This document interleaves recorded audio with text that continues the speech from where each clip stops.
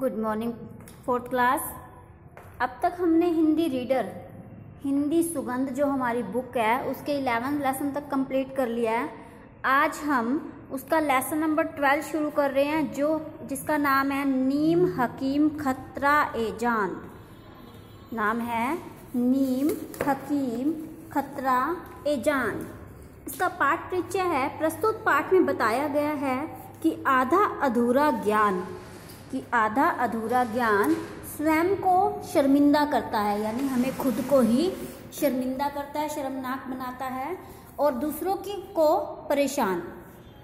यदि आपकी किसी कार्य के संबंध में आधी अधूरी जानकारी है तो उस जानकारी का प्रयोग करते हुए कार्य को कभी नहीं करना चाहिए। यानी कि जिस चीज़ के बारे में हमें अच्छे से नहीं पता उसके बारे में हमें ज्ञान नहीं करना चाहिए।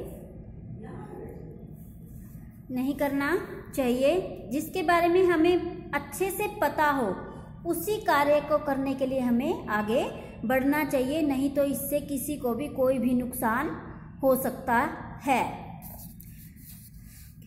तो हमारा लेसन है, किसी गांव में धर्मदास नाम के एक वैद्य रहते थे।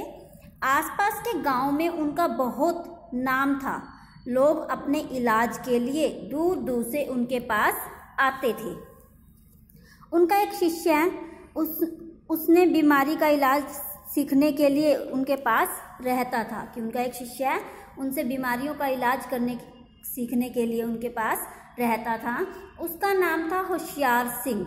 वह केवल नाम से ही होशियार था, वास्तव में वह बड़ा ही बुद्धू था। यानी कि नाम तो उसका होशियार था परंतु वह वास्तव में बुद्धू था।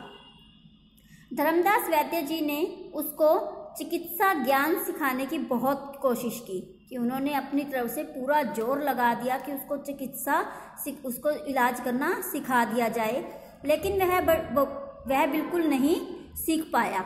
वैद्य जी वहाँ जहाँ भी जाते उसको अपने साथ ले जाते कि वह जहाँ भी जाते अपने साथ ले जाते ताकि वह देख देख कर सीख सके।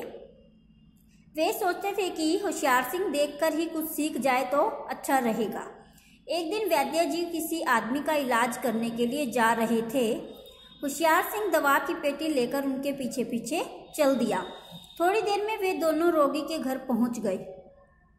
वैद्य जी ने बीमार की नाड़ी देखी। उसे बुखार के साथ साथ पेट में दर्द भी था। वह खाना नहीं खा पा रहा था। वैद्य जी ने कहा, तुमने कल भुने हुए आलू तो नहीं खाए थे?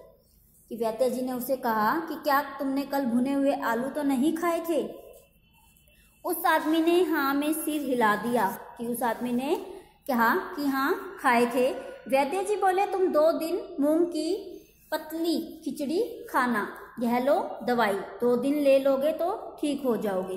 होशियार सिंह ने रास्ते में पूछा, गुरुजी आपको कैसे पता चला कि उस आदमी ने भुने हुए आलू खाए थे? क्या नाड़ी से यह पता चल जाता है? वैद्य जी बोले, नाड़ी से यह मालूम होता है कि तबीयत खराब है। इलाज करने वाले व्यक्ति को अपने आँख कान खुले रखने चाहिए। मैंने उस आदमी की चारपाई के नीचे भुने हुए आलू के छिलके पड़े हुए देखे थे, इसलिए मैंने ऐसा कह दिया। वैसे मैं उसे पेट दर्द की दवा दे आया हूँ। वह 2 दिन पतली खिचड़ी खाएगा तो ठीक हो जाएगा। एक दिन किसान वैद्य के औषधालय में आया, यानी उसके क्लिनिक में आया और बोला, वैद्य जी आप मेरे घर चलिए, मेरा भाई बीमार है। उस दिन वैद्य जी स्वयं भी बीमार थे। वे इस समय दूसरे गांव जाने में असमर्थ थे। उन्होंने होशियार सिंह को उनके साथ बीमार को देखने के लिए भेज दिया। होशियार सिंह ने दवा की पेटी उस आदमी को दे दी और ठाठ से उस आदमी के साथ पीछे पीछे चल दिया। घर पहुंचकर होशियार सिंह मूड़े पर बैठ गया। उसने लड़के की नाड़ी देखी, तभी उसे कमरे में एक भूसे की बोरी नजर आई। उसने लड़के से पूछा, क्या तुमने कल भूसा खाया था? लड़के ने कोई जवाब नहीं दिया, किंतु उसके घर वाले बहुत नाराज हुए। उन्होंने उसे मारकर भगा दिया। कि जैसा कि वैद्य राज ने किया वैसा ही होशियार सिंह ने किया, परंतु उसने यहाँ पर उसका अपना दिमाग नहीं चलाया, कि हमें किस टाइम पर क्या बात किससे पूछनी चाहिए। थोड़े दिन बाद एक आदमी वैद्य जी के पास आया और पैर पकड़कर बोला, वैद्य जी मेरे साथ चलिए, मेरा ऊंट बहुत बीमार है, उसका गला सूज गया है, वह कल से कुछ नहीं खा रहा है, उठता ही नहीं, वह बेसुध पड़ा है, यानी कि वो होश में नहीं है। वैद्य जी होशियार सिंह को लेकर ऊंट को देखने के लिए चल दिए। ऊंट को देखकर वैद्य जी ने पूछा, यह कब से बीमार है, इसे क्या हुआ है?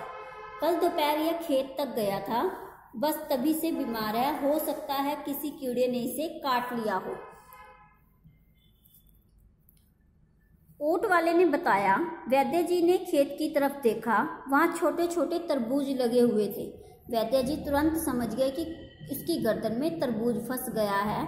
उन्होंने एक चादर का गोला बनाकर ऊंट के गले के उस स्थान पर रखा जहां सूजन थी, फिर उस पर धीरे धीरे चोट मारने लगे। ऊंट के गले में फंसा हुआ तरबूज सरक कर उसके पेट में चला गया और ऊंट राहत पाकर उठ बैठा कि उनके इस इलाज से ऊंट ठीक हो गया। कुछ दिन बाद वैद्य जी कुछ दवाइयां बना रहे थे कि एक आदमी आया और बोला, मेरी माँ के पेट में दर्द है, वह कल से परेशान है, यदि आप चलकर देख लें तो बड़ी कृपा होगी। वैद्य जी बोले, अभी तो मैं दवा बना रहा हूँ, इन्हें छोड़कर नहीं जा सकता, मैं होशियार सिंह को भेज देता हूँ, तुम दर्द की दवा ले, वह दर्द की दवा दे आएगा, मैं बाद में आकर उन्हें देख लूँगा। होशियार सिंह बोला, गुरुजी आप कहें तो मैं इलाज कराऊं? वैद्य जी मुस्काए और बोले, वैसा ही इलाज जैसे पहले किया था, कहते हैं ना कि नीम हकीम खतरा ए जान, कुछ समझे? होशियार सिंह ने चुपचाप वैद्य जी द्वारा बनाई गई औषधि और दवाई उठाई और उस आदमी के पीछे पीछे चल दिया।